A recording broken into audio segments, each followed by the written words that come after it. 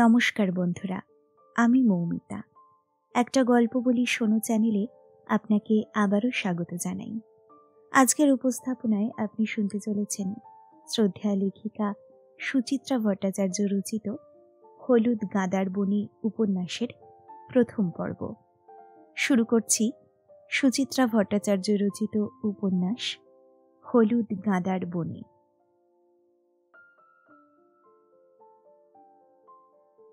সকাল থেকে এই শব্দটুকুর প্রতীক্ষাতেই তো বসে থাকেন মনোময়। শব্দ নয়, ছোট্ট একটা ধ্বনি, টুং। ওইটুকু ধ্বনিরই কি যে জোর। মনোময়ের বুকের ভেতরে, অনেক ভিতরে, কোনো এক কুয়োতলায় পৌঁছে যায় শব্দটুকু। প্রতিধ্বনিত হয়ে ঝংকার তোলে বারবার, টুং টুং টুং টুং। মনোময় চোখ বুজে থাকেন। সেই কোন সকাল থেকে এভাবেই তো বসে থাকা এখন বাইরের এই টানা বারান্দাটায়। কাক ভরে উঠে একটুখানি হাঁটা, পায়ে পায়ে তিলাই দিঘির পার। সূর্য আগুনের থালা হয়ে উঠলে ফিরে আসা, বাগান নিয়ে খানিক ডুবে থাকা, তারপরেই এই বেতের চেয়ার। এর মধ্যেই রামবিলাস সকালের নাস্তা পানি রেখে যায়, চা, খবরের কাগজটাও। ধীরে সুস্থে জলযোগ সাঙ্গ করেন মনোময়, খবর পড়াও। তারপর চাই চুমুক দিতে দিতে অলসভাবে চোখ বন্ধ করেন, খোলেন না আর। এবার প্রতীক্ষা, যদি আজ আসে, যদি আসে। বোঝা চোখেই মনোময় টের পেলেন রোদ্দুরে ভিজতে ভিজতে ছোট্ট শরীরটা পৌঁছে গেছে তার গেটে। হাঁপাচ্ছে, কচি মুখ তার টুকটুকে লাল, পাতলা ঠোঁট ফাঁক হয়ে গেছে অল্প। এতটুকুন এক বুকের খাঁচা উঠছে নামছে জোরে জোরে, বাতাস নিচ্ছে। হাঁপাতে হাঁপাতে খুদে খুদে হাতে চেষ্টা করল আগল ছোঁয়ার, নাগাল পেল না। ডিং মেরে খানিক লম্বা করে নিল 3 ফুট দেহকাণ্ড। আঙুলের ডগায় ঠেলে টুক করে নামিয়ে দিল আগল, আর অমনি বেজে উঠল এক শব্দ, টুং। মনোময়ের একদম সামনে এসে রুমঝুম সুর করে বলল, আমি এসেছি।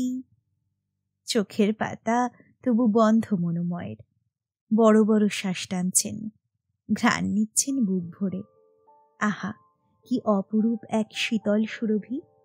রুমঝুম বেতের চেয়ারটাকে পাক খেল কয়েকবার। হাতলে পড়ে থাকা মনোময়ের ডান বাহু ধরে নাড়ল, ও দাদু, আমি যে এসে গেছি। মনোময় সাড়া দিলেন না, পেশাদার অন্ধের মতো বাঁ হাতে বাতাস সাঁতরাচ্ছেন। কে এসেছে, কার গলা পাই? আমি গো, আমি। আমি আবার কে? রুমঝুম গো, রুমঝুম। কে রুমঝুম? সেই যে গো, হাসপাতালের কোয়ার্টারে যে থাকে। হাসপাতাল? ঝালুয়ায় আবার হাসপাতাল এলো কোত্থেকে? মা গো, কি বলে, ঝালুয়ায় হাসপাতাল নেই? প্রতিটি বাক্যে গো যোগ করে কথাটাকে বুঝি আরো পোক্ত করে রুমঝুম, ভারী মিঠে শোনায়। মনোময় ইচ্ছে করে 2-4টে ভাঁজ বাড়িয়ে দিলেন কপালের। তা হাসপাতালটা কোথায়? ওই যে গো, এ রাস্তা ধরে সোজা গেলে শিমুলতলা, তার পাশে মাসিতলার থান, তার গায়েই তো হাসপাতাল গো। মনোময় মিটিমিটি হাসছেন। সেখানে রুমঝুম কি করে? ও মা, রুমঝুম আবার কি করবে গো, সে তো ছোট্ট, কাজ করে তো তার মা। রুমঝুম গালে হাত দিয়ে চোখ পিটপিট করল। রুমঝুমটা তাহলে কিচ্ছু করে না, মহা ফাঁকিবাজ। মোটেই না, মোটেই না। এতক্ষণে খেলায় হার মেনেছে রুমঝুম। অধৈর্য হাতে ঠেলছে মনোময়কে। ও দাদু, চোখ খোলো না, আর কতক্ষণ বকবক করবে গো? আমরা কি আজ বাগান করব না? 2 হাত বাড়িয়ে মেয়েটাকে বুকে টেনে নিলেন মনোময়। একরত্তি মেয়েটার সঙ্গে নিত্যদিনের খুনসুটি সেরে আর একটা নিত্যদিনের কাজে নেমে পড়বেন এবারে। নতুন সঙ্গিনীকে পাশে নিয়ে আবার এখন শুরু হবে বাগান পরিচর্যার কাজ। যতক্ষণ না রামবিলাস এসে স্নানে যাওয়ার জন্য তাগাদা দেয়, যতক্ষণ না সূর্যটা তেড়ে ফুড়ে ওঠে। আরো বাগান বলতে অবশ্য তেমন বিশাল কিছু উদ্যান নয়। একতলা কটেজ প্যাটার্নের বাড়ির সামনে বড়জোর কাঠাখানেক ফাঁকা জমি। ওই সামান্য জমিতেই বছর ভোর হরেক কিসিমের ফুল ফুটিয়ে চলেছেন মনোময়। গোলাপ, বেল, মল্লিকা, সূর্যমুখী, ডালিয়া, জিনিয়া, গাঁদা, ক্রিসেন্থিমাম, পপি, লিলি, কি নয়। বছর আড়াই আগে কাগজে বিজ্ঞাপন দেখে যখন বাড়িটা কেনেন মনোময়, তখন ছিল চারিদিকে শুধুই ঝোপ আর আগাছার জঙ্গল। রামবিলাস আর তিনি খেটে খুঁটে সাফ করেছেন সব। সার ছড়িয়ে, কোদাল কুপিয়ে মাটি তৈরি করেছেন। ঝালুয়ায় তেমন উত্তম বীজ পাওয়া যায় না। রামবিলাসকে কলকাতায় পাঠিয়ে বীজ আনিয়েছেন ভালো। তার হাতের গুণে আর কঠোর পরিশ্রমে বাগানটি ভারী মনোরম এখন। ছোট্ট হলেও চোখ জুড়ানো।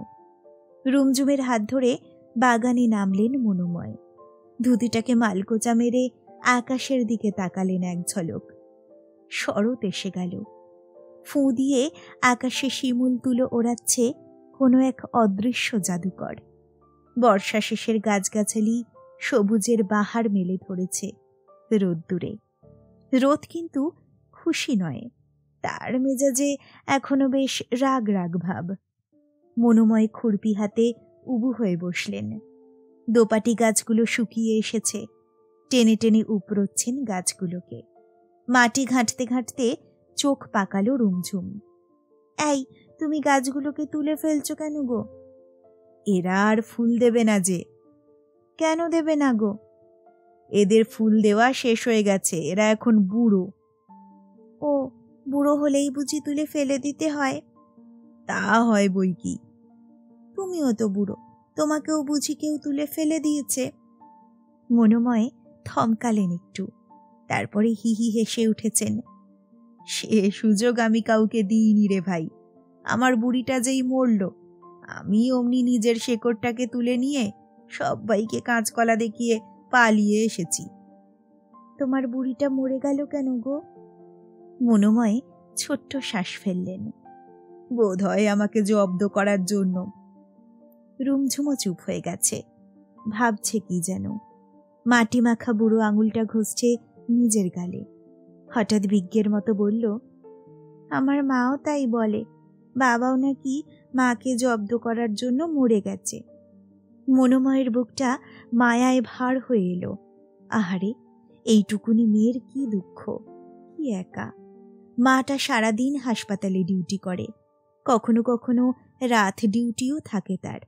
কত সময় মা ছাড়া একা একাই থাকতে হয় মেয়েটাকে। কাজের মেয়েটা কত দেখে তা তো বোঝাই যায়। নইলে ওই শিশু হঠাৎ হঠাৎ এভাবে বেরিয়ে পড়তে পারে বাড়ি থেকে?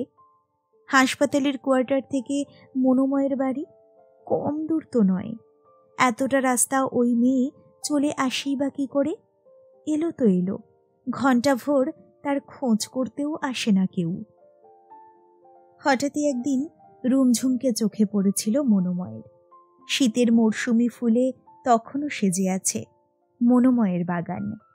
মনোময় প্রকাণ্ড এক গাঁদার পাশের ছোট্ট ছোট্ট কুড়িগুলোকে ছেঁটে দিচ্ছিলেন। সহসাই চোখ গেটের দিকে। সবুজ গ্রিলের ফাঁকে কচি মাথাখানা গলিয়ে বিস্ফোরিত নয়নে তাকিয়ে আছে রুমঝুম। মাঘের কনকনে হাওয়ায় তার ঝুড়ো চুল উড়ছে ফরফর। কৌতূহলী মুখে কিছুক্ষণ দেখে নিয়ে হাত নেড়ে ডেকেছিলেন মনোময়। তারপর ওই কটকটি মেয়ের সঙ্গে আলাপ জমতে আর কতক্ষণ। তুমি গাছটাকে কেটে দিচ্ছ কেন গো? গাছ তো কাটিনি, কুড়ি ছাঁটছি। ছোট কুড়িগুলো ছেটে দিলে বড় ফুল আরো বড় হয়। কুড়ি মানে কি গো? কুড়ি হলো গিয়ে ফুল ফোটার আগের স্টেজ। বলেই হেসে ফেলেছিলেন মনোময়। বুঝলে না তো, কুড়ি হচ্ছ গিয়ে তুমি, কুড়ি থেকেই ফুল ফোটে। রুমঝুমের ঠোঁট অমনি ফুলে উঠেছে। দুপা পিছিয়ে গিয়ে বলল, তুমি কুড়িদের কাটছো কেন? তুমি কি দুষ্ট লোক? মনোময় অপ্রস্তুত, আপোস চালাবার চেষ্টা করছেন রুমঝুমের সঙ্গে। বেশ বাবা বেশ, আর কাটবো না। এবার বলো তো, ছোট্ট কুড়িটা একা একা রাস্তায় বেরিয়ে পড়েছে কেন? পড়েছে, কুড়ির একটু বেড়াতে ইচ্ছে হচ্ছিল। কুড়ির তো খুব সাহস, কেউ যদি রাস্তা থেকে কুড়িকে তুলে নেয়? পারবেই না, কুড়ি এক ছুট্টে পালিয়ে যাবে। তা কুড়ি এখন রাস্তায় ঘুরছেই বা কেন? কুড়ি বুঝি স্কুলে যায় না? যাবে, আগে বয়সটা 5+ হোক। ঝালুয়ার স্কুলে তো 5+ ছাড়া নিচ্ছেই না। 5 মিনিটও সময় লাগেনি। মেয়েটার ঠিকুজি কুষ্টি সব জেনে গেলেন মনোময়। সঙ্গে সঙ্গে কেউ যেন একটা অন্য সুইচও টিপে দিচ্ছিল তার বুকে। ফিকে হয়ে আসা এক গৃহের স্মৃতি আলগা দোল খাচ্ছিল হিমেল হাওয়ায়। মায়া, বড় মায়া। মনোময় খুরপি হাতে আর চোখে রুমঝুমকে দেখলেন। সার সার গাঁদার চারা লকলকিয়ে উঠেছে। উম্ন ঝুমনো চুল মুখে ফেলে তাদের গোড়ার তলতলে মাটি ঘাঁটছে মেয়েটা। ছিটছিট ফ্রকের এখানে সেখানে ছোপ ছোপ কালো কাদা। বাড়ি থেকে রোদ মারিয়ে বেরিয়ে এসেছে, পায়ে একটা চটি পর্যন্ত নেই। হাঁটুতেই বা ও কিসের দাগ? ছড়ে গেছে নাকি? বাড়ির লোক কি একটুও নজর করে দেখে না মেয়েটাকে? আহারে শিশু! মনোময়ের গলার কাছে একটা ডেলা দলা পাকাচ্ছিল। মায়া কাটে না, মায়া বদলে যায়। তোর উপর আমার বড় মায়া পড়ে গেছে রে বকুল। আহা ঢং, কত মায়া সব আমার জানা আছে। সত্যি বলছি, মায়েরই। তোকে দেখে আজকাল আমার সব কেমন ভুলভাল হয়ে যায়। সেদিন মাইতিদের চিঠি মিত্তিরদের দিয়ে এলাম। বকুল আবার চোখ টিপে বলে, ঢং। বকুলের ঢং বলার কায়দায় নরেন হাসছে টিপি টিপি। খপ করে বকুলের একটা হাত চেপে ধরে বলল, রোজ তাহলে কাজকর্ম শিখে তুলে তোর কাছে এসে বসে থাকি কেন বল, এই সকালটা ভোর? বকুল হাত ছাড়িয়ে নিল না। গলা দিয়ে একটা অদ্ভুত আওয়াজ বের করল, হাসির মতো। বলল, মায়ায় আসো না ছাই, আসো তো তেষ্টা মেটাতে। চিঠি বিলি করতে গিয়ে গলা শুকিয়ে যায়, তাই দুদণ্ড জিরোতে আসো। নরেন বিউহল চোখে তাকালো। এতদিনে আমাকে তুই এই চিনলি? বকুল ঠোঁট বেঁকালো। হ্যাঁ গো হ্যাঁ, সব পুরুষ মানুষই চেনা হয়ে গেছে আমার। তোমাদের নোলা সাংঘাতিক। মিঠে আমটিও চাই, টক তেঁতুলটিও চাই। বলতে বলতে চোখ ঘোরালো বকুল। তাও যদি তোমার হাড়ির খবর না জানতাম। নরেন হাতটা ছেড়ে দিল। ছলাৎ ছলাৎ করে বড় বড় নিঃশ্বাস ফেলল গোটা কয়েক। তারপর বলল, আমার দুঃখ এ পৃথিবীতে কেউ বুঝল না। বকুল এবারে মজা পাচ্ছিল। বাইরের ঘরের পাতা চৌকিতে বসে পা দুলিয়ে নিল খানিক।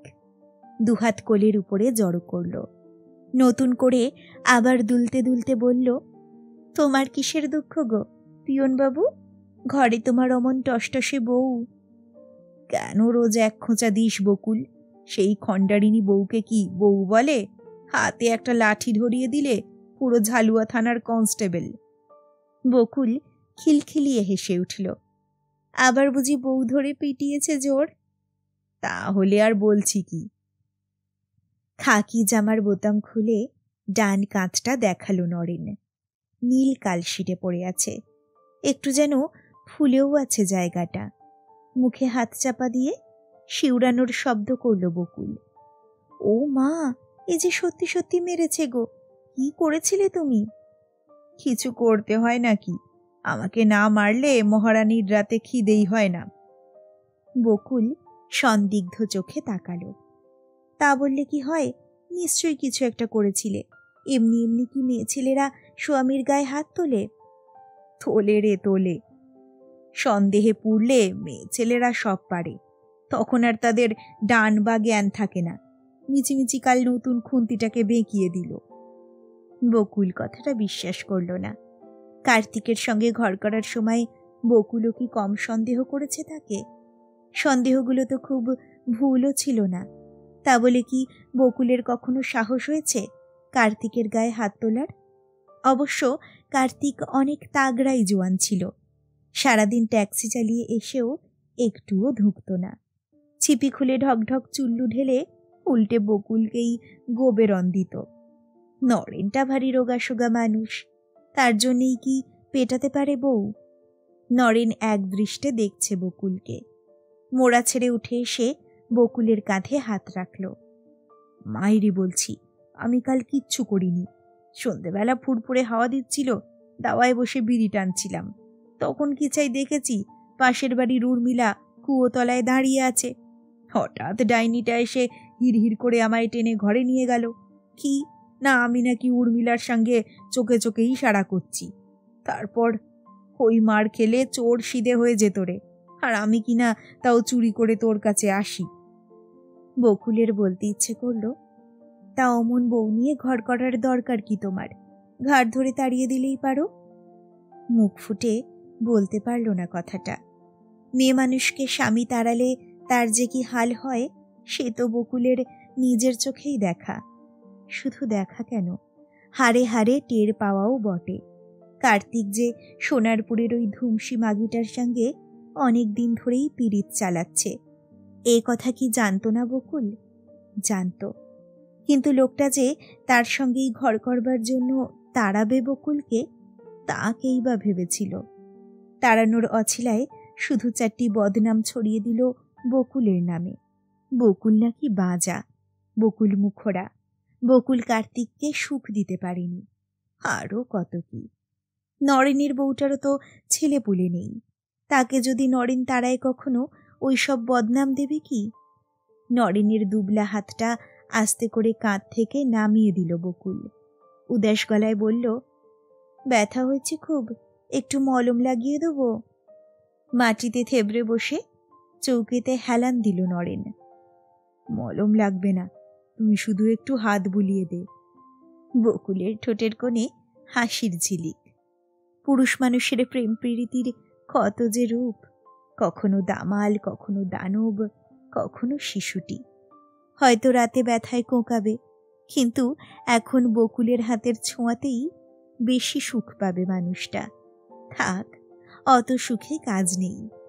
বৌদির ড্রয়ার থেকে মলম বের করে নরেনের পাশে বসল বকুল। টিউব থেকে একদলা জেলি টিপে থুপে থুপে দিল মানুষটার কাঁধে। চেপে চেপে ঘষছে। চোখ বুজিয়াছে নরেন।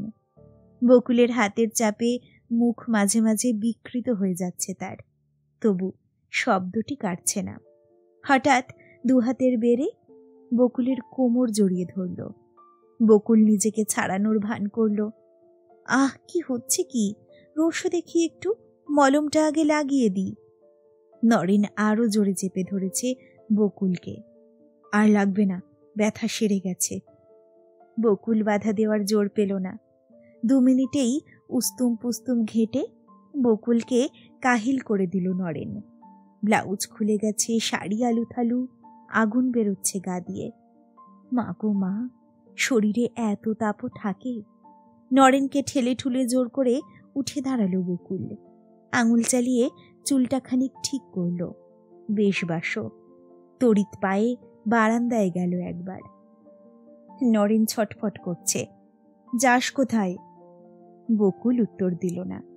কোয়ার্টার্সের বারান্দায় দাঁড়িয়ে দম নিল কয়েক ঢোক। হাসপাতাল চত্বরের একেবারে কোণার দিকে নার্সদের কোয়ার্টার। মাঝে কিছু বড় বড় গাছপালা আছে, শিমুল, ঘোড়া নিম, শিশির আর শিশু গাছের জটলা। তাদের টোপকে হাসপাতালের মেন বিল্ডিং এখান থেকে ভালো দেখা যায় না। ওখানেই এখন আছে বৌদি, ঘুরছে ওয়ার্ডময়। সেদিক পানে কয়েক পল তাকিয়ে থেকে খানিকটা নিশ্চিন্ত বোধ করল বকুল। সন্ত্রস্ত মুখে বাইরের রাস্তায় উঁকি ঝুঁকিও মারল একটু। না, এত তাড়াতাড়ি ফিরবে না রুমঝুমো। বকুল তবু ঘরে ফিরে হালকা তাড়া দিল নরেনকে। শরীরকে কোনো বিশ্বাস নেই, নিজেরও পরেরও। নরেনের ওঠার নাম নেই। হাত ছড়িয়ে লম্বা হাই তুলল। তুই মাইরি হেবি শিয়ানা আছিস, রোজ সকালে দিব্যি কায়দা করে বাড়ি থেকে ভাগিয়ে দিস মেয়েটাকে। না ভাগিয়ে উপায় আছে বকুলের? ঘরে যা ডাকাত হামলায় রোজ, একদিন যদি ওই মেয়ে নরেনকে দেখে ফেলে তাহলে আর রক্ষে আছে? ঠিক মাকে কটকট করে গপ্প করে দেবে। বকুলকে কি কম সামলে সুমলে চলতে হয়? আশেপাশের কোয়ার্টারের দিকেও নজর রাখো, হুট করে কেউ এসে পড়ল কিনা খেয়াল রাখো। পথে বেরিয়ে মেয়েটা কোথায় গেল, কি করছে, সে চিন্তাও রাখো মাথায়। ভাগ্যিস রুমঝুম একটা দাদু জুটিয়ে নিয়েছে, নইলে কি আর নরেনকে নিত্যদিন ঘরে ডাকতে পারত বকুল? তাও তো হ্যাপা কম যায় না। ওই আকুটে মেয়ে রোজ তাল তাল কাদা মেখে ফিরছে, তাকে স্নান করাও ভালো করে, জামা থেকে কাদা মাটি ঘষে ঘষে তোলো। কত হ্যাঙ্গাম! মেয়ের জামায় কাদার দেখলে বকুলকে কি ছেড়ে কথা বলবে বৌদি? বকুল অবশ্য এত কথা বলল না নরেনকে, মুখ গোমরা করে খানিকটা গ্রামভারী ভাব আনলো গলায়। আমি পাঠাই না, ও মেয়ে নিজেই যায়, ফিরে এসে আবার শেয়ানার মতো বলে, আমি যে একা একা অত দূরে যাই, মাকে যেন বলে দিও না মাসি। নরেন খ্যাক খ্যাক করে হাসছে। দাদু নাতিতে খুব জমেছে বলছিস? খুব পীড়িত, মেয়ে তো প্রায় নেশার মতো ছোটে। নরেন ঝাঁপিয়ে পড়ে আবার কবজা করলো বকুলকে। তুই যেমন আমার নেশা, তাই তো? বকুল নির্বিবাদে খানিকটা আদর খেয়ে নিল, গোমরা ভাব মুছে আহ্লাদি স্বর ফিরে এসেছে। কটা বাজে খেয়াল আছে? এরপর তো ঝালুয়ার লোক চিঠিপত্র না পেয়ে পোস্ট অফিসে হামলা করবে। করুক, সব চিঠি আমি নর্দমার জলে ফেলে দেবো। বউয়ের কাছে মার খাওয়া বরের যে খুব সাহস। কাটা ঘায়ে নুনের ছিটে দিচ্ছিস? না গো না, যেতে বলছি।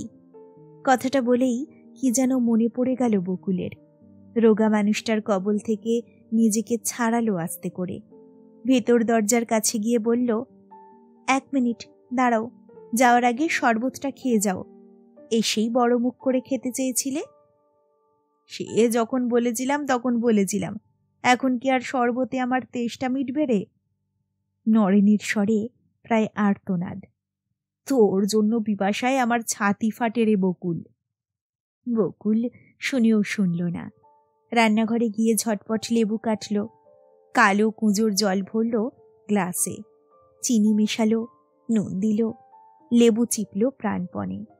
তারপর পানসে সবুজ টক মিষ্টি জলটার দিকে মোহিত হয়ে তাকিয়ে রইল কয়েক সেকেন্ড। মনে মনে বলল, ওই তেষ্টাটা তোমার থাক পিয়ন বাবু, সব তেষ্টা মিটে গেলে আর কি তুমি বকুলের কাছে আসবে? 5টা নাগাদ হাসপাতাল থেকে বেরোচ্ছিল কবিতা। হঠাৎ একটা এমার্জেন্সি কেস এসে গেল, অ্যাক্সিডেন্ট কেস। ঝালুয়া থেকে 5 কিলোমিটার দূরে ন্যাশনাল হাইওয়েতে ঘটেছে দুর্ঘটনাটা। মোটর সাইকেলে এক দম্পতি যাচ্ছিল, কোত্থেকে এক লরি এসে ধাক্কা মেরে ছিটকে ফেলে দিয়েছে দুজনকে। ছেলেটার অবস্থা বেশ খারাপ, স্কাল ইনজুরি হয়েছে, বাঁচবে কিনা বোঝা যাচ্ছে না। মেয়েটার তেমন সাংঘাতিক কিছু হয়নি, কবজির হাড় ভেঙেছে, কোমরও চোট খেয়েছে একটা। কবিতা সাধারণত এমার্জেন্সি ডিউটি করে না, করতে ভালোবাসে না, আজ বাধ্য হয়েছে। কোয়ার্টারে ফেরার জন্য বেরিয়েই পড়েছিল প্রায়। ডক্টর ঘোষ হঠাৎ পাকড়াও করে নিলেন, কবিতা, এমার্জেন্সিতে কিছুক্ষণ থেকে যাও আজ, সুষমা ওখানে একা পড়ে গেছে। কবিতার মাথাটা কেমন ঝিমঝিম করছিল। 8 বছর ধরে সে নার্সের চাকরি করছে, এমনটা তার হওয়ার কথা নয়। তবু কি যে একটা হচ্ছে শরীরের ভিতর, অস্থির অস্থির ভাব। সুষমা জিজ্ঞাসা করল, তোকে এরকম লাগছে কেন রে? কি হয়েছে তোর? শরীর খারাপ? কবিতা মুখে উত্তর দিতে পারল না, নিঃশব্দে মাথা নাড়ল শুধু। সুষমা কবিতার অনেক দিনের বন্ধু, আগের হাসপাতালে দুজনে একসঙ্গে কাজ করেছে। কবিতার সমস্ত কথাই জানি সুষমা। বলল, বুঝেছি, তুই ডক্টর ঘোষকে বলে বাড়ি চলে যা, আমি ম্যানেজ করে নিচ্ছি। কবিতা এমার্জেন্সি রুমের বাইরে এসে দাঁড়ালো। উফ, পেশেন্টটার দিকে কেন যে তাকালো কবিতা। চোখের সামনে একটাই ছবি ভেসে উঠছে বারবার, বড় বীভৎস দৃশ্য। একটা থ্যাতলানো শরীর নির্বিকার শুয়ে আছে মর্গের টেবিলে। সেদিন ওভাবে দুর্দম গতিতে স্কুটার চালানোর কি দরকার ছিল সুপ্রতিমের? ওভাবে উন্মত্তের মতো মৃত্যুর দিকে ছুটে যাওয়াকে কি বলে? অবিমৃষ্যকারিতা, দায়িত্বজ্ঞানহীনতা, অপরিণামদর্শিতা, নাকি স্রেফ নিয়তি? রুমঝুমের কথাও একবারও ভাবল না সুপ্রতিম। সুষমা পিছনে এসে দাঁড়িয়েছে। কিরে, দাঁড়িয়ে রইলি যে, গেলি না ডক্টর ঘোষের কাছে? কবিতার গলা কেঁপে গেল। আমার ভয় করছে। কিসের ভয়? জানি না। ঠিক আছে, দাঁড়া, বলেই সুষমা চলে গেল। ফিরে এসে হাসি মুখে বলল, যা, ডক্টর ঘোষ তোকে ছুটি দিয়ে দিয়েছেন। কোয়ার্টারে ফিরে মুখ চোখে ভালো করে জল দে আগে। কবিতা কৃতজ্ঞ চোখে বান্ধবীর দিকে তাকালো। কাছের লোকেদের সহানুভূতি কুড়িয়ে কুড়িয়েই তো এখন তার বেঁচে থাকা। সুষমা বলল, তোকে একটা কথা বলবো। বল। 2 বছর তো হয়ে গেল, এখনো কি ঘটনাটাকে মন থেকে মুছে ফেলা যায় না? মুছতে চাইলেই যদি মুছে ফেলা যেত। কবিতা ম্লান হাসল। ভুলেই তো গেছি রে, না হলে ওই একরত্তি মেয়েটাকে নিয়ে বেঁচে থাকতে পারতাম। সুষমা হাত রাখল কবিতার কাঁধে। রাগ যদি না করিস তো আর একটা কথা বলি। কি? এখনো অনেক দিন তোকে বাঁচতে হবে, বহু সময় পড়ে আছে। নিজেকে নিয়ে একটু ভাবনা চিন্তা কর। কি ভাববো? জীবনটাকে নতুন করে স্টার্ট কর। স্টার্ট তো করেই আছি রে, দিব্যি গড়গড় করে চলছে। এটাকে মোটেই চলা বলে না। কি বলে তাহলে? থেমে থাকা। সুষমা কাঁধ থেকে হাতটা সরিয়ে নিল, ঠোঁট উল্টে বলল, দেখ, আমি কি বলতে চাইছি তুই খুব বুঝতে পারছিস। এখনো রুমঝুম ছোট আছে, ওর চোখে তেমন কিছু ঠেকবে না, মানিয়ে গুছিয়েও নিতে পারবে। বলতে বলতে গলাটা হঠাৎই নরম করেছে সুষমা। আমাদের সোসাইটি এখনো একা একটা মেয়েকে সুস্থভাবে বাঁচতে দেয় না রে। বাঁচতে যে সত্যিই দেয় না, কবিতা কি তা টের পাচ্ছে না? সুপ্রতিম মারা যাওয়ার পর থেকেই ঘাড়ের কাছে বিনবিন করছে অজস্র হিতাকাঙ্ক্ষীর দল। আহা কবিতা, তোমার কি কষ্ট! আহা কবিতা, তোমার কথা ভেবে রাতে আমার ঘুম হয় না। আহা কবিতা, চলো কোথাও বেরিয়ে আসি। বারাসাতের কোয়ার্টারে তো রাত দুপুরে টোকা পড়তে শুরু করেছিল দরজায়। সারা রাত মেয়ে কোলে কাঁটা হয়ে থাকতো কবিতা। ঝালুয়া জায়গাটা ঢের ভালো, এখানে শিয়াল কুকুরের উৎপাত নেই, তবে চিল শকুন উড়ছে প্রচুর। যখন তখন ডানা মেলে হাসপাতালের বড়বাবুটি নেমে আসছেন গায়ের কাছে, ফিসফিস করছেন। 50 বছরের বুড়ো পাখিটা স্নেহ দেখানোর ছল করে টুকটাক ছুঁয়ে নিচ্ছে কবিতাকে। শ্রাবণ মাসে ডক্টর রায় বউকে বাচ্চা হতে বাপের বাড়ি পাঠিয়ে দিল। তারপর রাত অবধি নিজের কোয়ার্টারে কবিতাকে ডেকে নিয়ে ডাক্তারের সে কি গল্পের বহর। এরপরও আছে রাত ডিউটি, ছোকরা ডাক্তার। এরা না হয় অনাত্মীয়, 29 বছরের আধ বেওয়ারিশ বিধবাটাকে নিয়ে এরা তো একটু ঘাটাঘাটি করতে চাইবেই, কিন্তু নিজের আত্মীয়রা? আপন মেজ জামাইবাবু 16 মাইল রাস্তা ঠেঙিয়ে হঠাৎ হঠাৎ সন্ধেবেলা চলে আসছে ঝালুয়াতে। কবিতার কোয়ার্টারে হাত পা ছড়িয়ে বসে যাচ্ছে। শতবার শোনা পারিবারিক ঘোট হাজারবার করে শুনিয়ে নিজেই নিজের রসবোধে হাসছে, আর ঘড়ি দেখছে মাঝে মাঝে। এত রাত্রে বাসে করে ফেরাটা কি ঠিক হবে কবিতা? যদি পথে বাস খারাপ হয়ে যায়, আজ বরং থেকেই যাই আমি। কি ঘেন্না, কি ঘেন্না! বকুলটা আবার শোনে এসব কথা, কি ভাবে কে জানে। এইসব চিল শকুনদের তাড়ানোর রাস্তা একটাই, বিয়ে। কবিতা জানে, তবে জানা আর কাজটা সেরে ফেলার মধ্যে দুস্তর ফারাক। ভাবতে গেলে কবিতার কান্না পায়। মাঝে মধ্যেই চোখের পাতা এক হয় না, মাঝরাতে উঠে বসে থাকে বিছানায়। শরীর জুড়েও তখন কি যে এক জ্বালা পোড়া। পাশে ঘুমন্ত মেয়েটার কথাও মনে থাকে না তখন। ঝালুয়ার অন্ধকারে বেপরোয়া হাত পা ছুটতে থাকে কবিতা। অদৃশ্য এক সুপ্রতিমকে কিল চড় লাথি ঘুষি মেরে যেতে থাকে। সুপ্রতিমের কিছুই হয় না, সে এখন একজন সুখী মৃত মানুষ। চোয়াল কষে সংকল্প করে বিনিদ্র কবিতা, ওই মানুষটাকে একটা কড়া শাস্তি দিতে হবে এবার। একটাই শাস্তি, বিয়ে। কবিতা আবার চুটিয়ে ঘর সংসার করবে, আর অন্তরিক্ষ থেকে জ্বলে পুড়ে মরবে সুপ্রতিম। দিনের আলো ফুটলেই সংকল্পটা টলে যায়। কেন যে টলে? আলো কি মানুষের সাহস কমিয়ে দেয়? না হলে মহিতোষকে কেন বারবার ফিরিয়ে দিচ্ছে কবিতা? মহিতোষ অবশ্য সোজাসুজি কিছু বলেনি কবিতাকে। লোকটা যেন কেমন ধারার, মন্দ তাকে বলা যাবে না, বরং একটু বেশিই ভালো মানুষ। হাসপাতাল থেকে কোয়ার্টারে ফেরার পথে প্রকাণ্ড শিশু গাছটার নিচে দাঁড়িয়ে থাকে মহিতোষ প্রায় প্রতি বিকেলেই। ঝালুয়ার দক্ষিণ কিনারে কাঠচিরাইয়ের কল আছে মহিতোষের। তারই কাজে তাকে নাকি রোজ আসতে হয় বাজার পাড়ায়। কবিতাকে দেখে সন্তর্পণে এগিয়ে আসে মহিতোষ। আপনার ডিউটি শেষ হলো? মাথার শুভ্র আবরণী থেকে ক্লিপ খুলতে থাকে কবিতা। একটু বুঝি হাসেও। মহিতোষ খানিক চুপ থেকে বলে, ঝালুয়াই আপনার ভালো লাগছে? কবিতা বিস্মিত হয়, অথবা বিস্ময়ের ভান করে, বলে, কেন লাগবে না? না, জায়গাটার তো তেমন কিছু নেই। কে বলল নেই? থানা আছে, হাসপাতাল আছে, সিনেমা হল আছে, বাজার আছে, কত বড় একটা তিলাই দিঘি আছে, গাছপালা আছে। তা আছে, কিন্তু আপনার বারাসাতের মতো তো আর জমজমাট নয়।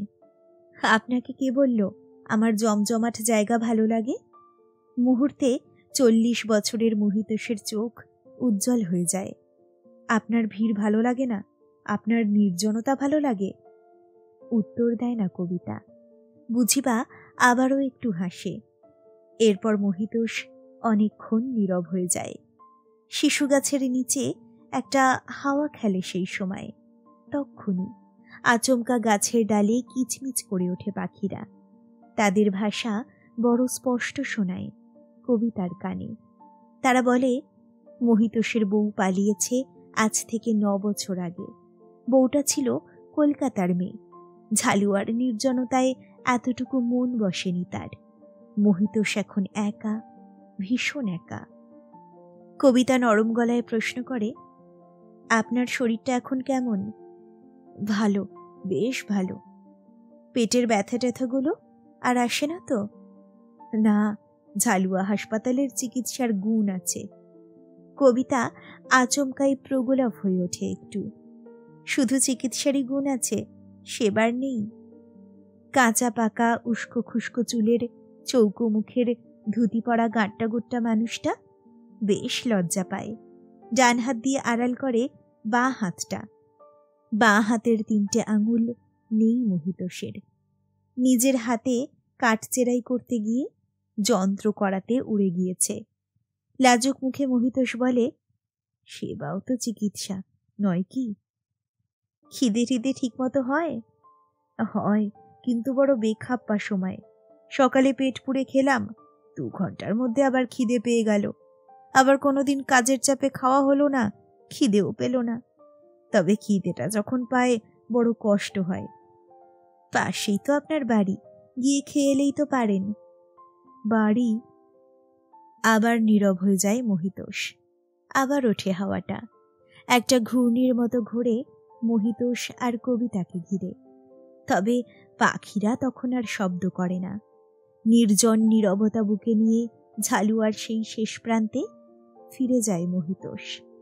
শিশু গাছের নিচে এসে কবিতা থমকালো সামান্য। মহিতোষ আজ নেই। কি হলো মানুষটার? এসে ফিরে গেল? দুদণ্ড চুপচাপ দাঁড়িয়ে থেকে কবিতা আবার হাঁটা শুরু করল। কোয়ার্টারে ফিরে এসে দেখল রুমঝুমের টিউটর এসে গেছে। বাইরের ঘরের চৌকিতে বসে পড়াচ্ছে রুমঝুমকে। ঝালুয়ার এই কোয়ার্টারটা খুব বড় নয়, দুটো মাত্র ছোট ছোট ঘর, ছোট বারান্দা, একফালি খাওয়ার জায়গা, রান্নাঘর আর বাথরুম। একটু জোরে কথা বললে এ ঘরের কথা ও ঘরে শোনা যায়। কবিতা গলা নামিয়ে বকুলকে প্রশ্ন করল, মাস্টারমশাইকে চা দিয়েছিস? বকুল আস্তে কথা বলার ধার ধারে না, চেঁচিয়েই উত্তর দিল, চিনি ছিল না, নিয়ে এলাম, এইবার দেব। আমাকেও দিস তবে। দুধ সাদা পোশাক ছেড়ে একটা ফিকে নীল শাড়ি পরল কবিতা, চুল খুলে ছড়িয়ে দিল পিঠে, পাখার নিচে মুখ তুলে দাঁড়িয়ে রইল কয়েক মিনিট। ও ঘরে রুমঝুম রাইমস পড়ছে, কলি ভেসে আসছে এ ঘরে, twinkle twinkle little star, how I wonder what you আর।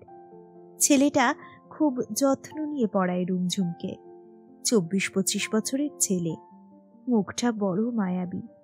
সামান্য 60 টাকা করে পায়, তার জন্যই 7 দিনই আসে। ওই কটা টাকাতে এত মনোযোগ দিতে পারে কি করে? বাইরের ঘর ভেদ করে বারান্দায় এলো কবিতা, ত্রান্তে বসে পা ঝুলিয়ে দিল সিঁড়িতে। আধার গাঢ় হতে শুরু করেছে ঝালুয়ায়। কবিতা আধারে চোখ মেলল, পলকে ইমার্জেন্সিতে শুয়ে থাকা যুবকটির মুখ ভেসে উঠেছে চোখে, সঙ্গে সঙ্গে আর একটা ক্ষতবিক্ষত মুখও, সুপ্রতিমের। লাশ কাটা ঘরে সুপ্রতিম শুয়ে আছে নির্বিকার। কবিতা দ্রুত দৃশ্যটাকে চোখ থেকে মুছে দিল, অন্ধকারে শিশু গাছটার দিকে তাকালো। দূরের গাছটা এখন নিরেট কালো, যেন তুলি দিয়ে আলকাতরা বুলিয়ে দিয়ে গেছে কোনো শয়তান। কবিতার বুকটা ডুব ডুব করে উঠল। মহিতোষ আজ এলো না কেন? ঝালুয়ার আধার ঘন হলে তুলসীদাসী রামায়ণটা নিয়ে বসে রামবিলাস। নিজের ঘরের মেঝেতে বাবু হয়ে বসে সুর তুলে যায় একটানা, একই জায়গা পড়ে যায় রোজ। হরধনু ভঙ্গ করে সীতাকে বিয়ে করেছেন রাম। জনক রাজার দেশ থেকে অযোধ্যায় ফিরছেন রামচন্দ্র, সঙ্গে তার সীতামাই। লক্ষ্মী ঘরে ঢুকে একটুক্ষণ কান পেতে শুনল অংশটা, মুখে আঁচল চেপে ফিক করে হাসল। আজ কবি আগে নিহি বাড়েঙ্গে ক্যা? রামবিলাস চোখ থেকে চশমা নামালো। বেশ কিছুকাল ধরে কাছের জিনিস ঝাপসা দেখছিল রামবিলাস। ঝালুয়ায় আসার পরে মনোময় তাকে একটা চশমা করিয়ে দিয়েছেন। 50 বছরের কপালে দুটো অতিরিক্ত ভাঁজ ফেলে রামবিলাস বলল, यहीं तक पढ़ने में अच्छा लगता है, इसके बाद मन नहीं करता। लक्ष्मी বলল, কেন? বাকি সবই তো দুঃখ ভরা কাহানি। এরপরই তো রামজিকে বাপ বনবাসে পাঠাবে, তারপর রাবণ সীতামাইকে হরণ, যুদ্ধ, তারপর সীতাকে ত্যাগ। লক্ষ্মী লোটা থেকে ঢকঢক করে জল খেল। কথাটা বিঁধল রামবিলাসকে, কিন্তু কিছু বলতে পারল না। লক্ষ্মী একদম বদলে গেছে। আগে কত দুবলি ছিল, ডরপুক ছিল, ঝালুয়াতে আসার পরে গায়ে গতরে অনেক ভারী হয়েছে লক্ষ্মী, বাতও ফুটেছে। রামবিলাসের ভাবতে ভারী আশ্চর্য লাগে। জওয়ানিতে যে অরাত অত কেলে কুষ্টি, 40 পেরোনো দেহে তার অত চেকনাই আসে কোত্থেকে? কালো বলে কালো, চটা ওঠা আবলুস কাটকা মাফিক ছিল লক্ষ্মী, বাড়া বাড়া দাঁত, ঢিপি ঢিপি কপাল। শাদির সময় একবার দেখেই রাগে দুঃখে মুখ ফিরিয়ে নিয়েছিল রামবিলাস। ওই বউ নিয়ে সে কিছুতেই এক খাটিয়ায় শোবে না, সম্পর্কই রাখবে না বউয়ের সঙ্গে। বাপ বহু দাহেজ নিয়ে ওই বহু ঘরে এনেছে, বাপই বুঝুক ওই বহু নিয়ে কি করবে। যে কথা সেই কাজ। 20 বছরের হাট্টাকাট্টা জোয়ান রামবিলাস তেজ দেখিয়ে ফিরে এলো কলকাতায়। আর কখনো দেশে যাবে না। মনুবাবুর বাড়িতে সে তখন পুরনো নৌকর। সেই 12 বছর বয়সে তাকে কাজে লাগিয়ে দিয়ে গেছে এক দেশওয়ালি চাচা। বাবু মাইজিও নিজের লড়কার মতো পেয়ার করে তাকে, তার কিসের চিন্তা। দেশ থেকে একটার পর একটা খাত আসে, রামবিলাস জবাব দেয় না। মুলুক থেকে লোক এসে ঘরে যাওয়ার জন্য ঝোলাঝুলি করে। রামবিলাস তাদের ফিরিয়ে দেয়। শেষে 2 সাল পর বাপের অসুখের মিথ্যে টেলিগ্রাম পাঠিয়ে মুঙ্গেরে নিয়ে যাওয়া হলো রামবিলাসকে। সেবারই রামবিলাস দ্বিতীয় শাদী করে ফিরল। এবার বউ খুবসুরত হয়েছে, হাঁটা চলায় ছম্মক ছল্লু ভাব। রামবিলাসের মেজাজ শরীফ হয়ে গেল। মনোময়ের বাড়িতেই কাজ করে, বছর বছর মুলুক যায়, মহিনাভর থেকে আসে। রামবিলাসকে একে একে 8টা বাল বাচ্চা দিল সরবতিয়া। রামবিলাস খেতি জমি বাড়ালো।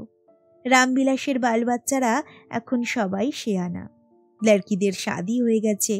1 লড়কা খেতি বাড়ি দেখে, 2 লড়কা জুট মিলে কাজ করে, আর 2 জন এখনো পড়াশোনা করছে। বছর 4 আগে হঠাৎ মারা গেল সরবতিয়া। দেশে তার ক্রিয়াকারাম সারতে গিয়েছিল রামবিলাস। তখনই কে যেন খবরটা দিল তাকে, লক্ষ্মীর নাকি এখন খুব খারাপ হাল। ভাই ভাবিদের সংসারে ভৈঁসের মতো তাকে খাটতে হয়। নোকরানির মতো থেকেও বুড়া দশা হয়েছে তার। শুনে কেমন চলকে গেল রামবিলাস। যে লক্ষ্মীকে 27 বছরে একবারও মনে পড়েনি, তাকে দেখতে সোজা রাকিবগঞ্জ চলে গেল। লক্ষ্মীর ভাইরা চোটপাট করতে এসেছিল, তাদের একটুও পাত্তা না দিয়ে লক্ষ্মীকে নিয়ে চলে এলো মুঙ্গের। রামবিলাস অপরাধী মুখে লক্ষ্মীকে বলল, তোকে আমি বহুত তকলিফ দিয়েছি না রে। লক্ষ্মী জামা কাপড় ভাঁজ করছে, বলল, ভগবান আমার নসিবে যা লিখেছেন তাই হয়েছে, এ নিয়ে এখন আর দুঃখ করে কি লাভ? তাহলে সীতামাইকে ত্যাগ করার কথা বললি কেন? লক্ষ্মীর মুখে ছায়া নামল। কিছু ভেবে বলিনি জি, মুখ ফসকে বেরিয়ে গেছে। মনের কথাই তো, ভুল করে জবানে এসে যায় রে লক্ষ্মী। লক্ষ্মী চুপ। রামবিলাস বলল, আমি দুঃখ দিয়েছি, আমার বেটারা দুঃখ দিয়েছে। মুঙ্গেরে তোকে 1 সালও টিকতে দেয়নি ওরা। তো কি আছে, ওরা তো আমারও বেটা। বেটা মাকে দুঃখ দিলে মাকে মন খারাপ করতে নেই। রামবিলাসের বুকটা কেমন গলে গলে যাচ্ছিল। রামায়ণ বন্ধ করে লক্ষ্মীর পাশে উঠে এলো। এই মেয়েকে 25 বছর ধরে পচিয়েছে সে। এই মেয়ের গোটা জওয়ানি কেটেছে শুধু মোষের পিঠ ডলে ডলে।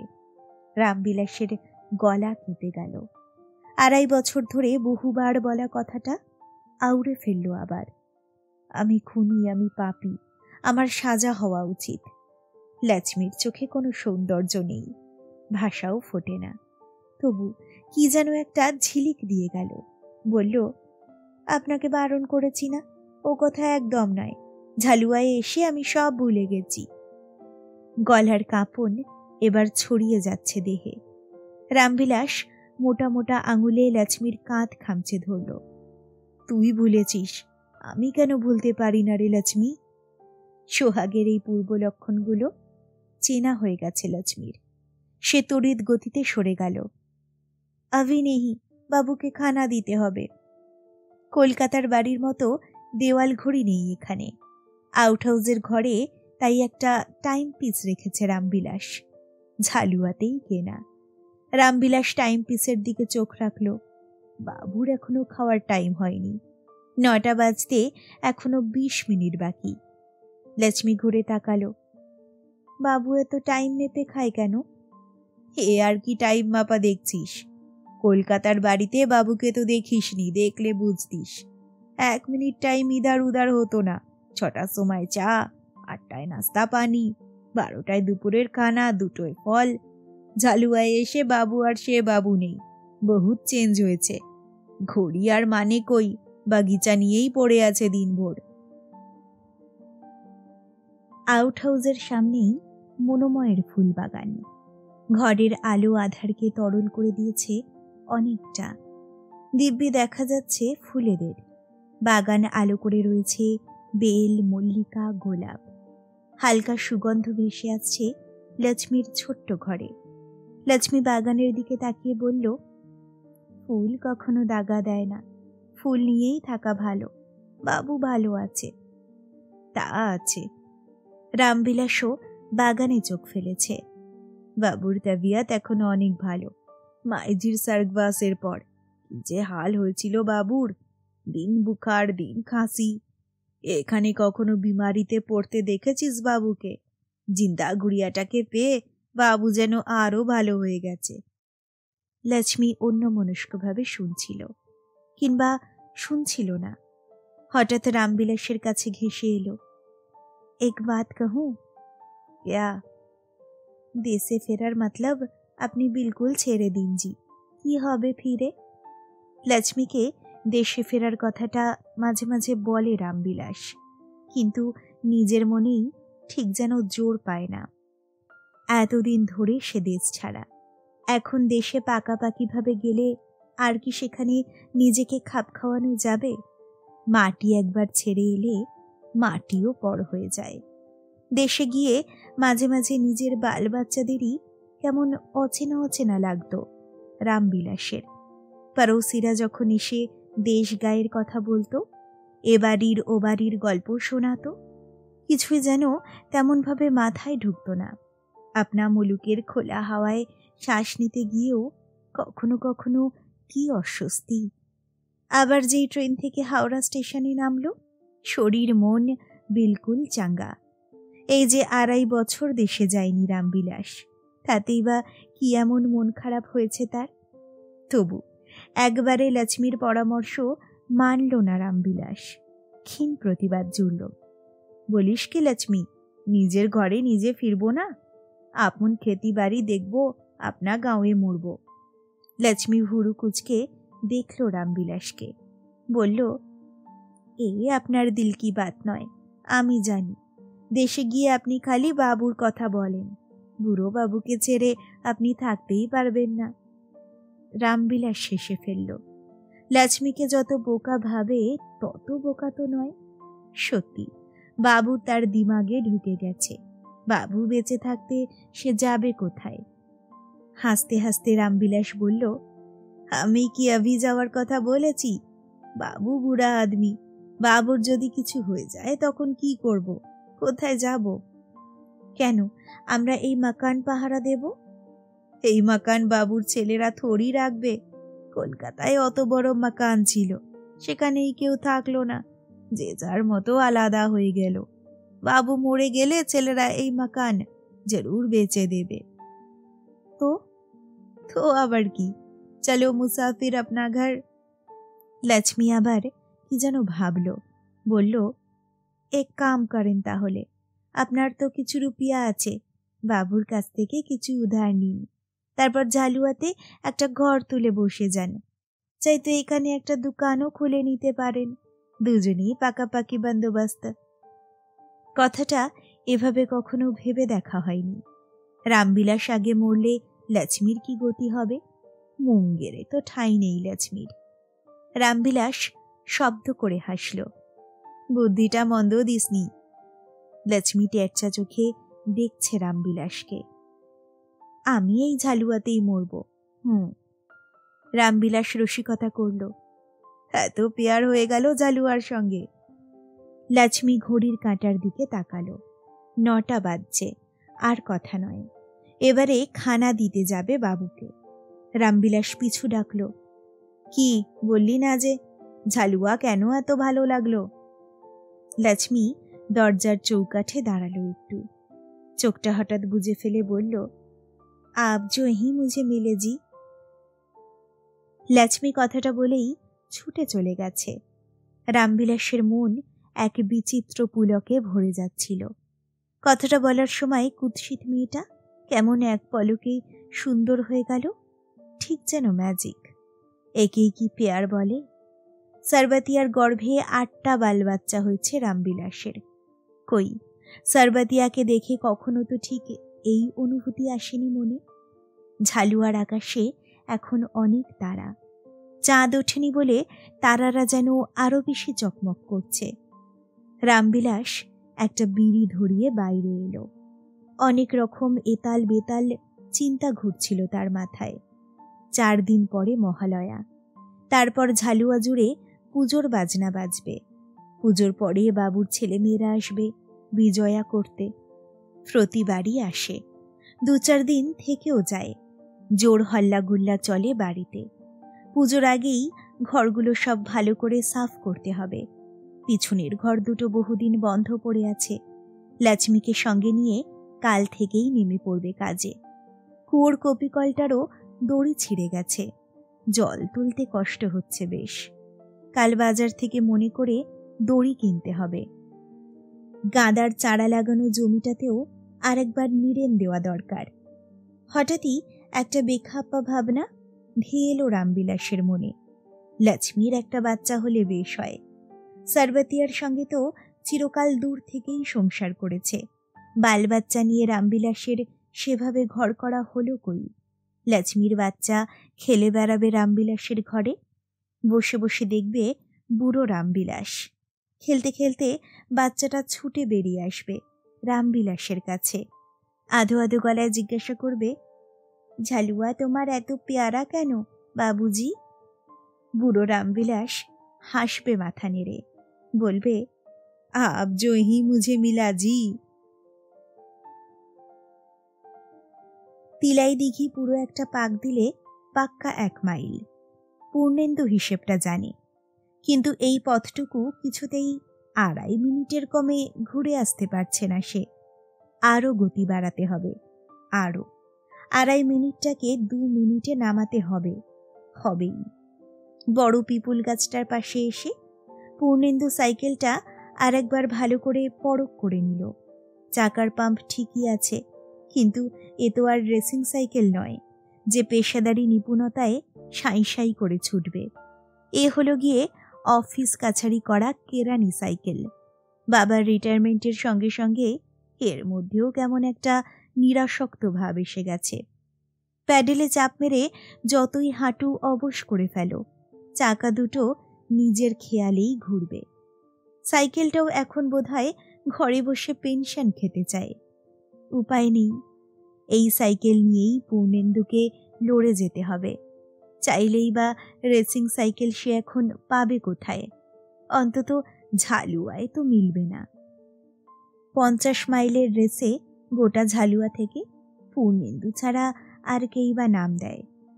মিলিটারি চেহারার এক বুড়ো পাশ দিয়ে হেঁটে যাচ্ছে। বুড়োটাকে চেনে পূর্ণেন্দু, মনোময় সরকার না সরখেল কি যেন নাম। খুব বেশি দিন আসেনি ঝালুয়ায়, 2-3 বছর হবে। বুড়োটা এমনিতে বেশ ভালো। দুর্গাপুজো কালী পুজোয় চাঁদা চাইতে গেলে এক কথায় মোটা টাকা দিয়ে দেয়। কথাও বলে হেসে হেসে, কিন্তু প্যান্ডেল মারায় না, একটু যেন খিটকেল ধরনের। রোজ ভোরে পূর্ণেন্দু যখন সাইকেলে চক্কর দেয়, কেমন কটকট করে তাকিয়ে থাকে লোকটা। পূর্ণেন্দুকে পার হতে গিয়েও আজকে দাঁড়িয়ে গেল বুড়ো। কি হে, তুমি থেমে গেলে যে? পূর্ণেন্দু স্ট্যান্ডে সাইকেল দাঁড় করিয়ে পিছনের চাকার স্পোকে চাপ দিচ্ছিল। বনবন ঘুরছিল চাকাটা। ডাক শুনে তাকালো। আপনি আমাকে বলছেন? হ্যাঁ, তুমি ছাড়া এখানে আর আছে কে? হঠাৎ থামলে যে আজ? কৈফিয়ত চাই নাকি? বাড়িতে কৈফিয়ত, রাস্তাঘাটে কৈফিয়ত, বন্ধু বান্ধবদের কাছে কৈফিয়ত, টিউশন বাড়িতে কৈফিয়ত, শেষে এখন এই বুড়োকেও কৈফিয়ত দিতে হবে?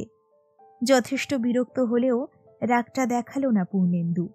ঝালুয়ার ভোরে তিলাই দিঘির পাড়ে দাঁড়িয়ে হঠাৎ রেগে ওঠা মানায় না। মুখে হাসি ফুটিয়ে বলল, সাইকেলটা একটু টেস্ট করছিলাম। কেন বলুন তো? তোমার দৌড়ের সঙ্গে আমার হাঁটার একটা সম্পর্ক আছে যে। তোমার 8 পাক ঘোরা হলে আমার মর্নিং ওয়াক শেষ হয়। তুমি হঠাৎ দাঁড়িয়ে গেলে আমাকে বেশি হাঁটতে হবে না? পূর্ণেন্দু হেসে ফেলল। সরি, আমি দাঁড়িয়ে পড়লে অন্যের অসুবিধা হয় জানা ছিল না। এবার থেকে মনে রাখবো। হ্যাঁ, রেখো। আর শোনো, চক্কর মারতে মারতে হঠাৎ থেমে গেলে দমে ঘাটতি পড়ে। নতুন করে মাসেলগুলো বুস্ট আপ করতে অনেক সময় লেগে যায়। এমনিতেই তোমার পায়ের মাসল তেমন পাওয়ারফুল নয়। দমে টান পড়লে তো এবার 5th পজিশনও জুটবে না। পূর্ণেন্দু অবাক। আপনি আমার গতবারের ড্রেস দেখেছেন? ঘাড় দুলিয়ে হাসছে বুড়ো। বাহ, তুমি ঝালুয়াকে রিপ্রেজেন্ট করছো, দেখবো না? তোমার আরেকটা ডিফেক্ট আছে, চালানোর সময় বডিটাকে অত বেন্ড করো কেন? লং ডিস্টেন্সে ওতে তোমার কোমরে স্ট্রেন পড়বে। বডিটাকে খানিকটা আর্চ করো, ধনুক হয়ে যাও। হাতের প্রেশারটা এমনভাবে হ্যান্ডেলে রাখো যাতে অটোমেটিক্যালি তোমার পা আরও জোরে ঘুরতে চায়। ফাঁকতালে বুড়ো দিব্যি উপদেশ দিয়ে যাচ্ছে। পূর্ণেন্দু প্রশ্ন করল, আপনিও সাইক্লিং করতেন নাকি? পূর্বাশ্রমের কথা নিয়ে আমি আলোচনা করি না। যা বললাম শোনো, দেওয়ালির দিন উপকার পাবে। ঘাড় গোজ করে ভিক্টোরি স্ট্যান্ডে অন্যদের হাসি দেখতে হবে না। বুড়ো আবার হাঁটা শুরু করেছে। কিছুক্ষণ তাকিয়ে তাকিয়ে বুড়োকে দেখল পূর্ণেন্দু। ঠিক উপদেশ নয়, আরো কিছু যেন আছে বুড়োর কথায়। অনেকটা যেন পূর্ণেন্দুর নিজেরই অন্তরের কথা বলে গেল বুড়োটা। পূর্ণেন্দু সাইকেলে উঠে প্যাডেলে চাপ দিল। রডের সমান্তরালে বডিটাকে ঝুঁকিয়েও কি ভেবে খানিকটা সোজা হয়ে নিল। শরীরের ভর ছাড়ার চেষ্টা করল হ্যান্ডেলে। সত্যি তো, পায়ের চাপ অনেকটা কমে গেল যেন। সাইকেলও ছুটছে বাই বাই। এক পাক পূর্ণ করে পূর্ণেন্দু ঘড়ি দেখল। পুরো 8 সেকেন্ড টাইম কমে গেছে। চোখে দেখেও পূর্ণেন্দুর ঠিক বিশ্বাস হচ্ছিল না। এতদিন ধরে প্র্যাকটিস করছে সে। 10 সেকেন্ড টাইম কমাতে 1 মাস লেগে যায়। আর আজ হঠাৎ বুড়োর একটা কথাতেই একেবারে 8 সেকেন্ড। ধুস, বিশ্রাম নেওয়ার জন্যও তো শক্তি একটু বেশি সঞ্চয় হয়ে থাকতে পারে। দ্বিতীয় পাক ঘুরে পূর্ণেন্দু আরও অবাক হলো। আরও 3 সেকেন্ড কমেছে। এ কি ভোজবাজি নাকি? তৃতীয় পাক ঘুরল পূর্ণেন্দু, চতুর্থ পাক, পঞ্চম পাক। না, সময় আর কমানো যাচ্ছে না। তবে শরীরটা অন্যান্য দিনের চেয়ে অনেক ঝরঝরে লাগছে আজ। সপ্তম পাক দেওয়ার সময় বুড়োটাকে ধন্যবাদ দেওয়ার জন্য খুঁজল পূর্ণেন্দু। নেই। সূর্য ওঠার সঙ্গে সঙ্গে চলে গেছে। খোঁজ পরোয়া নেই, কাল তো আবার আসবেই। তিলাই দিঘির জল থেকে একটা ভাব উঠছে। দিঘির বুকে হালকা কুয়াশা কুয়াশা ভাব। এখানে কাপড় চোপড় কাচা হয় না। ঝালুয়ার লোকজন শুধু স্নান করতেই আসে এই জলে। জলটিও বেশ টলটলে। নরম এক সবজি আভা লেপ্টে থাকে গায়ে। চারপাশ ঘিরে ঝালুয়ার যত অফিস, সরকারি বেসরকারি, থানা, ব্যাংক। ভোরে এখন ঘুমোচ্ছে বাড়িগুলো। আরো কয়েক ঘন্টা পরে প্রাণচঞ্চল হবে পাড়াটা।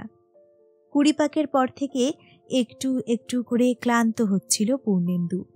হাঁটুতে নয়, ফুসফুসে। কিন্তু এখন থামা যাবে না। 25 পাক তার আজকের শিডিউল। প্রত্যেক দিনই একটা করে পাক বাড়াচ্ছে সে। এমনভাবে চার্ট তৈরি করেছে যাতে কালী পুজোর 5-7 দিন আগেই টানা 50 পাকে রপ্ত হয়ে যায় শরীর।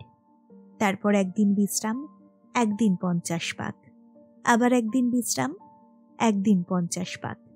ব্যাস, মহড়া শেষ। পূর্ণেন্দু প্রস্তুত। ফেরার পথে আশেপাশের অফিসগুলোর দিকে একবার হিংস্র চোখে তাকিয়ে নিল পূর্ণেন্দু। এইসব অফিসের একটাতেও ঠাঁই হয়নি তার। বিএ পাশ করার পর প্রতিটি দরজায় ঘুরে ঘুরে জুতোর শুকতলা হয়ে গেছে। একটা চাকরিও জোটেনি। এদের উপরে প্রতিশোধ নিতেই এবারকার রেসটা জিততেই হবে পূর্ণেন্দুকে। ফার্স্ট প্রাইজটা পেলেই জীবনের গতিপথ বদলে যাবে পূর্ণেন্দুর। ফার্স্ট প্রাইজটা কম নয়, অনেক টাকা, 10,000। ওই টাকায় পূর্ণেন্দু লটারির দোকান দেবে একটা। ঝালুয়ায় লটারির ব্যবসার এখন খুব রমরমা। ফেলে ছড়িয়ে হাতে 1,500-2,000 টাকা থাকবে প্রতি মাসে। শুধুমাত্র গোটা কতক টিউশনির টাকায় আর টানতে পারছে না পূর্ণেন্দু। বেলা বেড়েছে। পূর্ণেন্দু বাড়ি ফিরে সাইকেলটা রাখল বারান্দায়। আর চোখে দেখে নিল বাবা বারান্দায় বসে খবরের কাগজ পড়ছে। রোজকার মতোই কাগজ থেকে মুখ সরিয়ে পূর্ণেন্দুকে দেখে নিল একবার। কি, বাবুর কসরত শেষ হলো? পূর্ণেন্দু জবাব দিল সংক্ষিপ্ত, হলো। আমার কথাটা মনে আছে? কি কথা? বাহ, ভুলে মেরে দিয়েছ। কোথায় যে থাকে মন। তোমাকে একবার সান্যাল বাবুর সঙ্গে দেখা করতে বলেছিলাম না? আমার সময় হবে না, দুপুরে টিউটোরিয়াল হোমে ক্লাস নিতে হবে। তা সময় হবে কেন? টিউশনিতে গেঁথে গেলে কি আর চাকরির চিন্তা মাথায় থাকে? সান্যালবাবুর কাছে গেলেই চাকরিটা হবে? গিয়ে দেখতে দোষ কি? পূর্ণেন্দুর কথা বাড়াতে ইচ্ছে করল না। চাকরির চেষ্টায় তার ঘেন্না ধরে গেছে, কিন্তু এ কথা বাবাকে বলা মানেই কুরুক্ষেত্র আহ্বান করা। বাবা দুটো চিমটি কাটবে, সেও দুটো পটকা ছুড়বে। ঘরের ভিতর থেকে ভাই বোনরা খিলখিল করে হাসবে। মা সিটিয়ে থাকবে রান্নাঘরে। এই তো এখন এবাড়ির দৈনন্দিন চিত্র। পেটে আগুন জ্বলছে। এখন কি এসব কারোর ভালো লাগে? চটপট কুয়ো থেকে জল তুলে স্নান সেরে নিল পূর্ণেন্দু। মা আজ তার জন্যে জলখাবারে একটা ডিম সেদ্ধ রেখেছে, গোটা 6 আটার রুটি, আলু তরকারি আর ডিমটা খেয়ে পূর্ণেন্দু বেরিয়ে পড়ল রাস্তায়। বাদামতলার দিকে এগোচ্ছিল পূর্ণেন্দু। বাদামতলা ঝালুয়ার একেবারে পশ্চিম প্রান্তে। বাজার হাসপাতাল পেরিয়ে আরো খানিকটা যেতে হয়।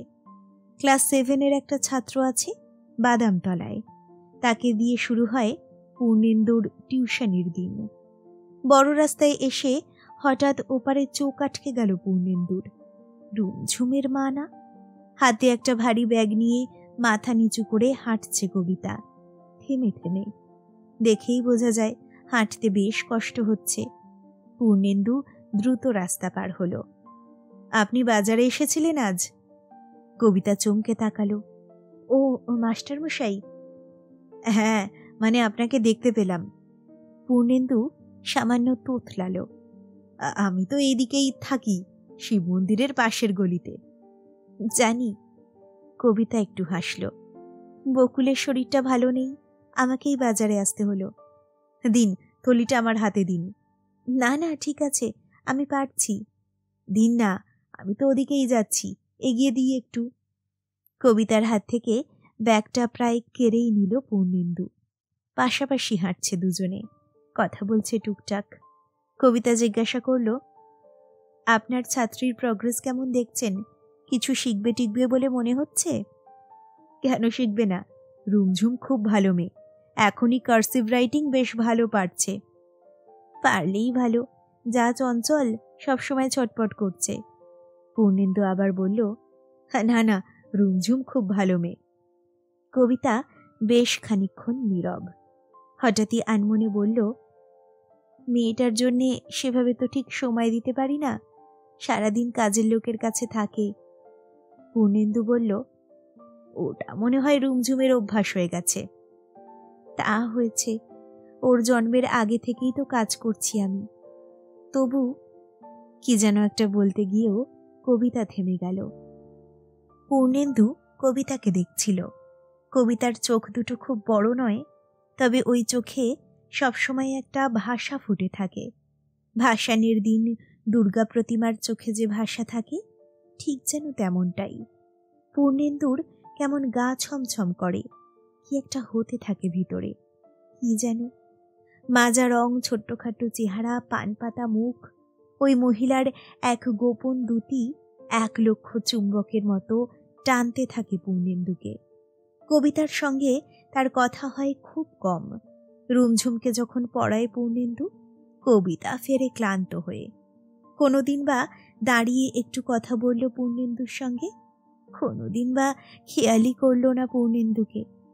না করুক, ওই যে একবার রোজ শুভ্র বিষাদ শরীরে মেখে পূর্ণেন্দুর সামনে দিয়ে হেঁটে অন্দরে চলে যায়, তাতেই এক অদ্ভুত দুঃখী মোহে জারিত হতে থাকে পূর্ণেন্দু। কবিতার জন্যে কিছু করতে ইচ্ছে করে পূর্ণেন্দুর। পৃথিবীর সব আনন্দ জড়ো করে যদি কবিতার হাতে তুলে দিতে পারত পূর্ণেন্দু, কিন্তু পারবেই বা কি করে? পূর্ণেন্দু নিজেই এত অক্ষম। পূর্ণেন্দু খুব নিচু গলায় বলল, আপনি কিছু ভাববেন না, সব ঠিক হয়ে যাবে। কবিতা একবার চোখ তুলে দেখল পূর্ণেন্দুকে, ম্লান হাসল। রুমঝুমের কথা বাদ দিন, আপনার কথা বলুন। গত মাসে কলকাতায় যে ইন্টারভিউ দিতে গেলেন, কোনো খবর এলো? না। পূর্ণেন্দু জোর করে হেসে উঠল। চাকরি বাকরি আমার কপালে নেই, ঝালুয়াতেই কিছু জোটাতে পারলাম না।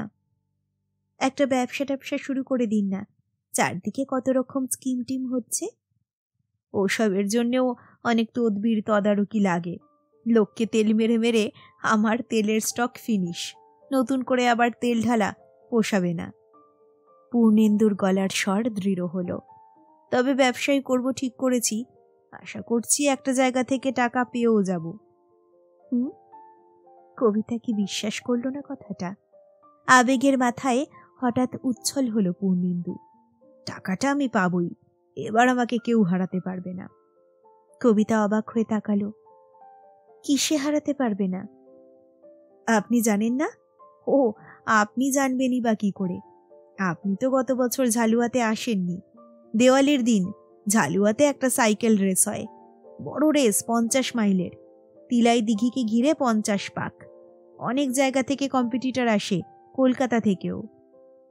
ও, পূর্ণেন্দু কবিতার অনাগ্রহ লক্ষ্যই করল না, তুমুল উৎসাহে বলেই চলেছে। কম্পিটিশনে ঝালুয়ার মাত্র একজনই থাকে, আমি। জানেন, গতবারে আমি 5th হয়ে গেলাম। 40 পাক অবধি আমি লিড করছিলাম। তারপর প্রাইজ মানিটা খুব ভালো, 10,000। ওটা এবার আমাকে পেতেই হবে। কবিতা এদিক ওদিক তাকাচ্ছে। পূর্ণেন্দু নিজের ঘোরে ডুবে যাচ্ছিল। মনশ্চক্ষে দেখতে পাচ্ছে তার লটারির দোকানটাকে।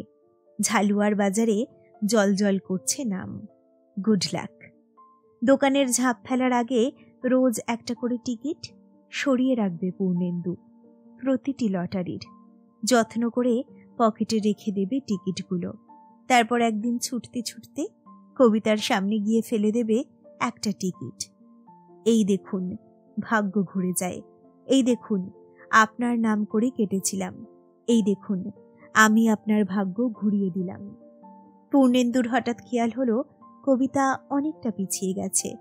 আবার পাশে আসার পর বলল, আপনি কখনো দেখেছেন সাইকেল রেস? কবিতা দুদিকে মাথা নাড়ল।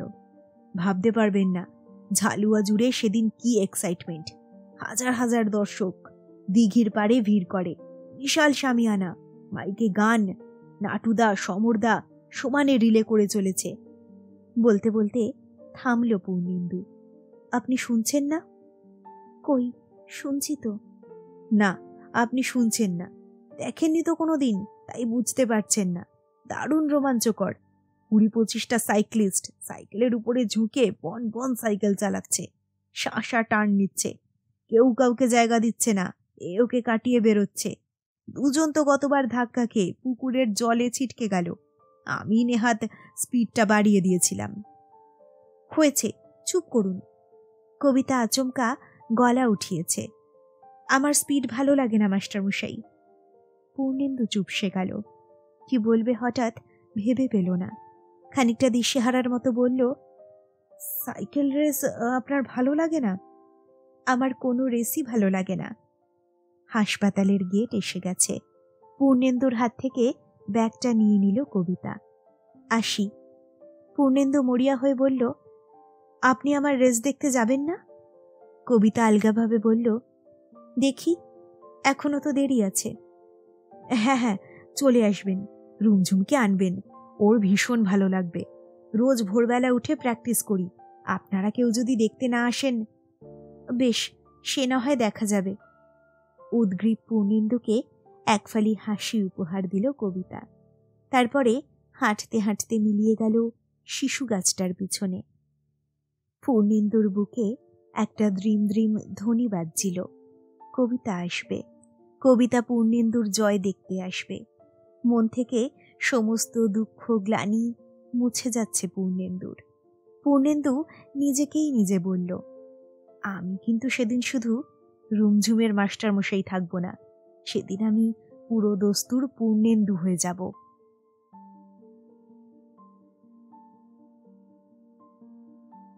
ব্যাস, এটুকুই রইল উপন্যাসের প্রথম পর্বে। খুব তাড়াতাড়ি আসছি উপন্যাসের দ্বিতীয় পর্ব নিয়ে। সকলে ভালো থাকুন, সুস্থ থাকুন। নমস্কার।